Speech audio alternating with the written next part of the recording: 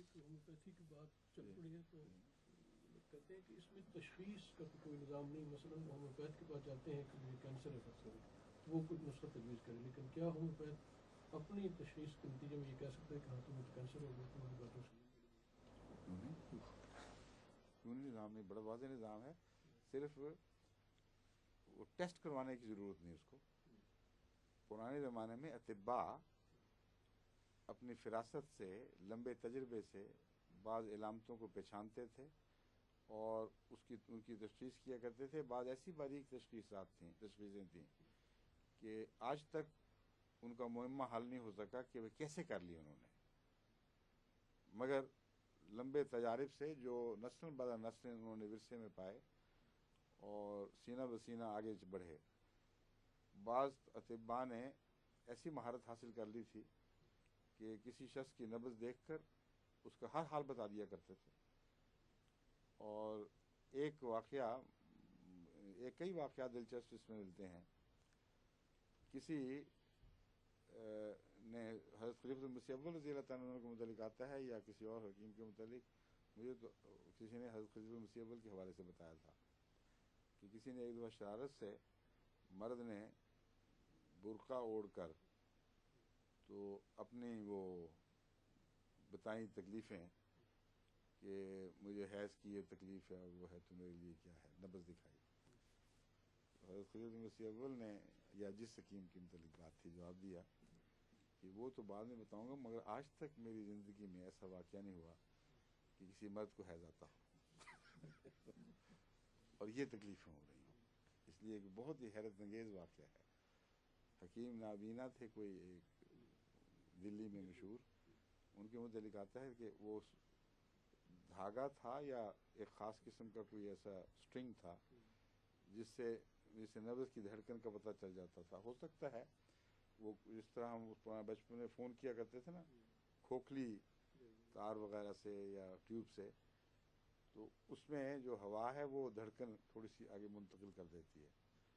مگر جو بھی شکل تھی ان کے متعلق کثرت سے گواہیاں موجود ہیں, ہمارے لٹریچر میں موجود ہے کہ وہ کوئی عورتوں کو اس زمانے میں ہاتھ لگا کر اس کو نبض دیکھنا وہ بھی بڑا ایک مسئلہ اٹھ کھڑا ہوتا تھا اور کرواتے تھے لوگ. مگر جو بہت ہی زیادہ متشدد تھے نا, وہ یہ بھی نہیں پسند کرتے تھے کہ کوئی غیر مرد نبض کی خاطر ہی اس کو ہاتھ لگائے. تو انہوں نے یہ رواج کر لیا تھا کہ وہ پردے میں تار اندر بھیجتے تھے اور اس کو پکڑا اور غور کر کے بعد اس کو تشخیص کر دی. تو کسی نے ان سے ازراہ مذاق ایک مریضہ کے متعلق پوچھا کہ نبض دیکھ کے بتائیے, اور اندر بلی تھی, بلی کے بازو پہ نبض باندھ دی تھی. تو انہوں نے کہا کہ اس کا تو چھچھڑے علاج ہے. اور تو اس لیے ہومیوپیتھی میں بھی علامتیں بتاتی ہیں اور بعض دفعہ بعض دواؤں کا عمل بتا دیتا ہے کہ یہ عام وہ بیماری نہیں ہے جو تم سمجھ رہے ہو. بساؤ کا ایک دفعہ نہیں کئی دفعہ ہوا ہے, کوئی ایک آدمی ایلوپیتھک تشخیص کے بعد خطرناک مرض بتا کے آیا ہے میرے پاس, اور میں نے اس کو کہا کہ تمہیں یہ مرض نہیں ہے, بالکل غلط کہتے ہیں. اور بعد میں جا کر اس نے جب دوبارہ پھر کسی اور جگہ چیک اپ کرایا تو انہوں نے کہا پہلے غلطی تھی, یہ بالکل نہیں تھی. اور بعض دفعہ بعض علاج ایسے ہیں جن کو میں جانتا ہوں کہ روزمرہ فائدہ دیتے ہیں, علامتیں ملتی ہیں وہ نہیں دیتے, تو مجھے شبہ پڑتا ہے کہ یہ کینسر نہ ہو, کیونکہ اس کے لیے وہ عام علاج کا آرام نہیں ہوتے.